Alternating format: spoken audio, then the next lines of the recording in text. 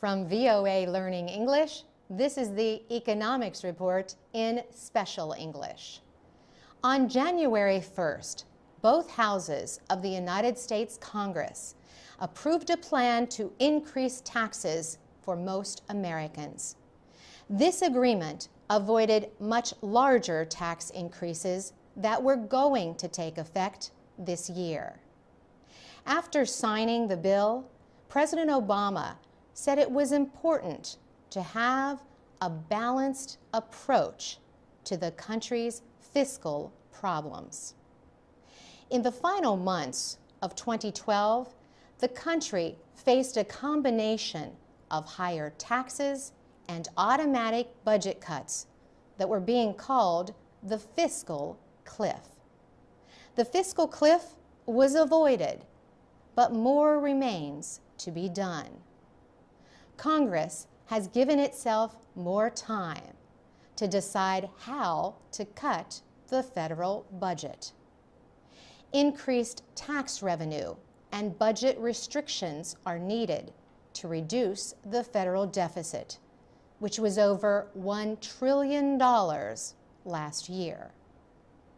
The new law increases the tax rate on individuals with earnings of over $400,000 and on couples with earnings of over $450,000. All working Americans will have some kind of tax increase. This is because the share of Social Security taxes paid by employees will return to 2010 levels, an increase from last year of 2%. But the largest part of the tax increase will affect those with a lot of investment income and those with very high wages. Taxes on investment gains and dividends and payments from some kinds of securities will increase as well. Also, the top income tax rate will go to 39.5% from 35%. Overall, the effect of the law is simple. It will be the first major tax increase in 20 years. In addition, lawmakers are facing difficult budget decisions. On March 1st, big automatic budget cuts, or sequestration, is set to take place across the federal government. For VOA Learning English, I'm Carolyn Presutti.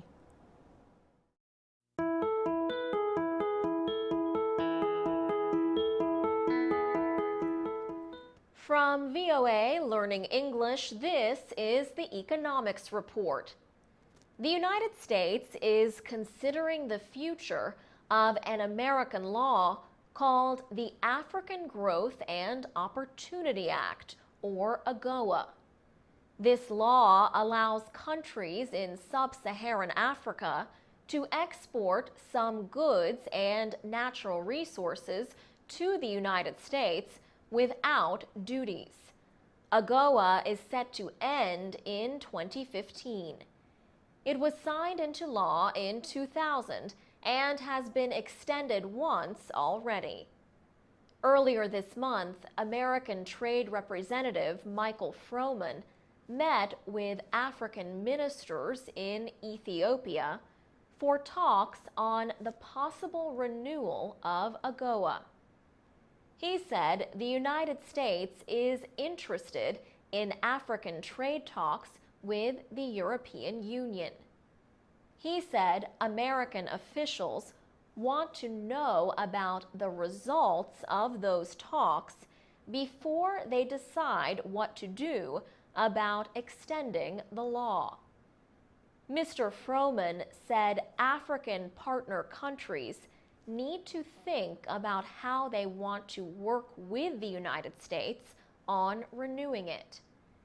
He said the countries need to understand how the issue relates to their negotiations with the European Union. EU economic partnership agreements with African countries would be different from AGOA. Not only would African products be duty-free in Europe, European goods sent to African markets would not be subject to import taxes either. Mr. Froman said the wording of AGOA might need to be changed so the law is more like the EU partnership agreements. He said the United States is unlikely to support calls for giving African partners one-way access to the American market while limiting trade for American companies. In the end, the United States Congress will decide whether or not to approve an extension of the law and for how long. For VOA Learning English, I'm Alex Villarreal.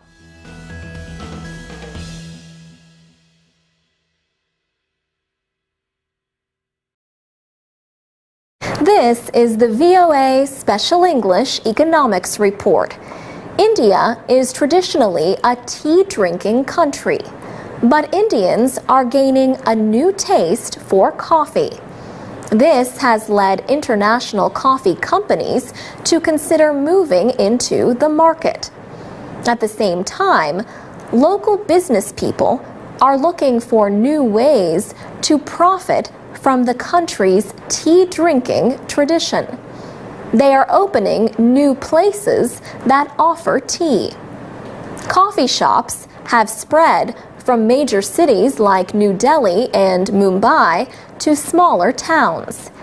In the past 10 years, cafes have become increasingly popular. India's huge population of young people has quickly taken to the coffee culture. Indians now drink twice as much coffee as they did 10 years ago. The success of the coffee market has gained the attention of foreign companies like Starbucks. The American-based company will open its first store in India later this year. Other companies like Lavazza and Costa Coffee are already there. The head of the India Coffee Trust, Anil Kumar Bhandari, praises Starbucks' decision.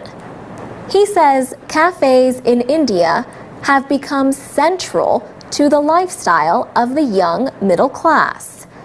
He says coffee companies like Starbucks should have been here before. Almost any cafe chain which has a reasonable quality with its service, ambiance, and food, and coffee first, will succeed in this country. Look at the young population, he says. They are all taking to it like ducks to water. India has over 1 billion people. Business experts point out that half of them are under the age of 25. Yet, even with the growth in coffee drinking, Indians still drink 8 times more tea. They have been drinking tea for more than 150 years. India is also one of the world's biggest producers of tea, or chai, as people call it locally.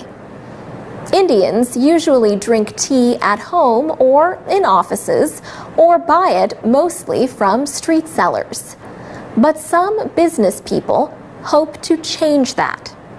Amulik Singh Bidral is 36 years old and a graduate of Harvard University in the United States.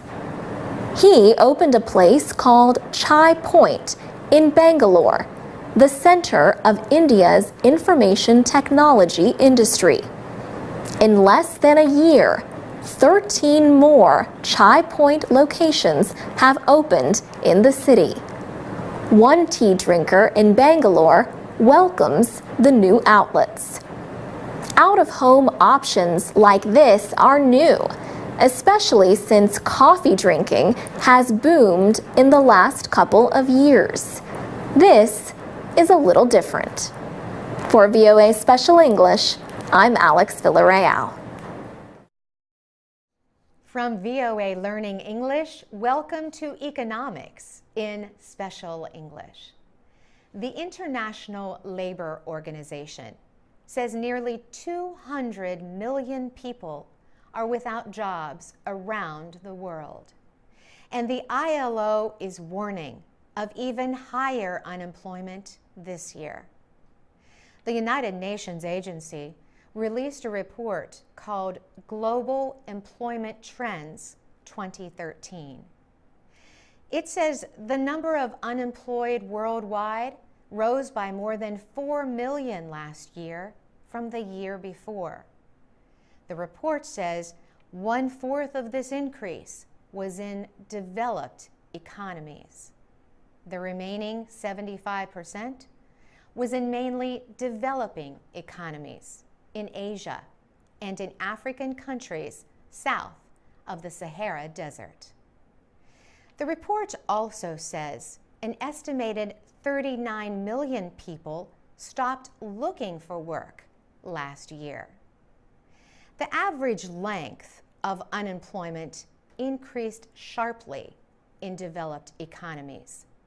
1/3 of all job seekers in wealthy countries were unemployed for a year or more.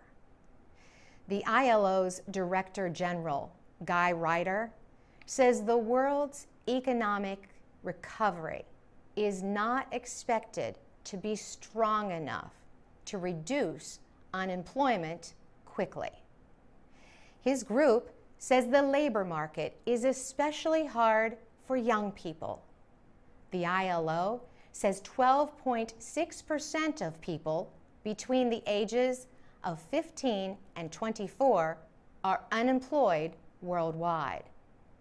It says more and more young people who experience long-term unemployment stop looking for work.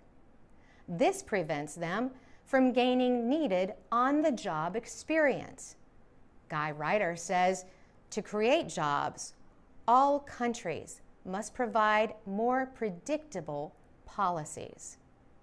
He says these include measures to raise wages and support buying. He says countries should enact reforms to strengthen their banking industries so banks can provide credit. For VOA Learning English, I'm Carolyn Presutti. This is the VOA Special English Economics Report. The Olympic flame was lit in Greece on May 10th. The ceremony marked the beginning of a long trip through Greece and Britain, which holds the Summer Olympics this year. Greece has been at the center of a political and economic struggle that also threatens other European economies.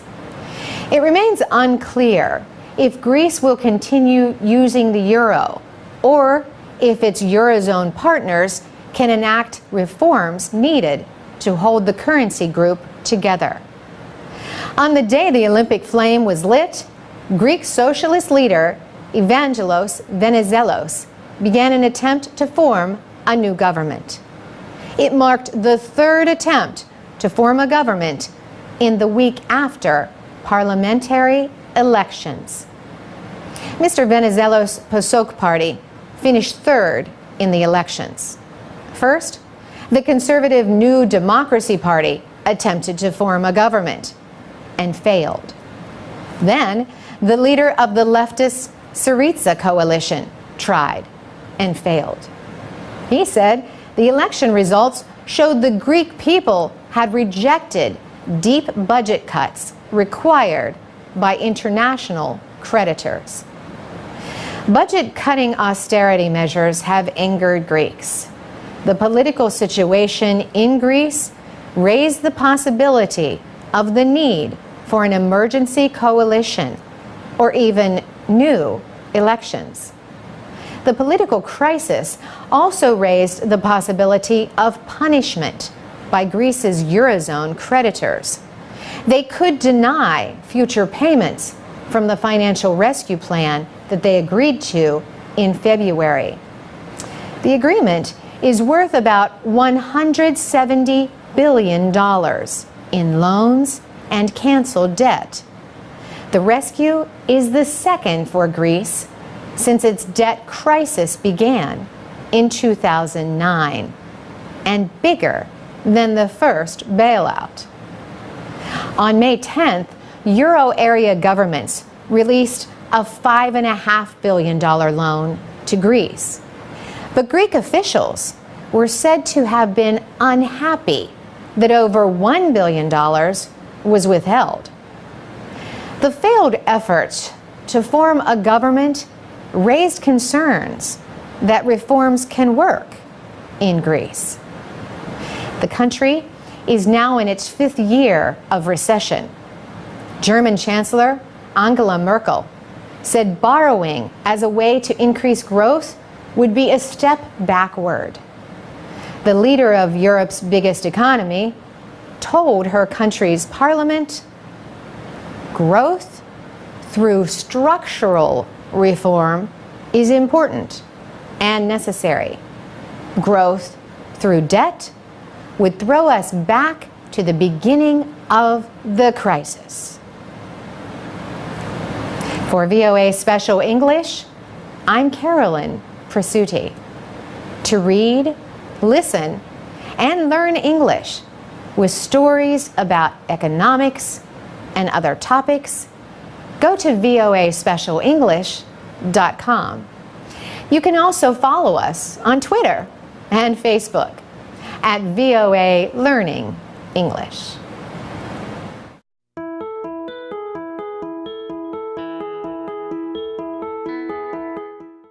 From VOA Learning English, this is the Economics Report. More people are able to receive higher education worldwide than in the past.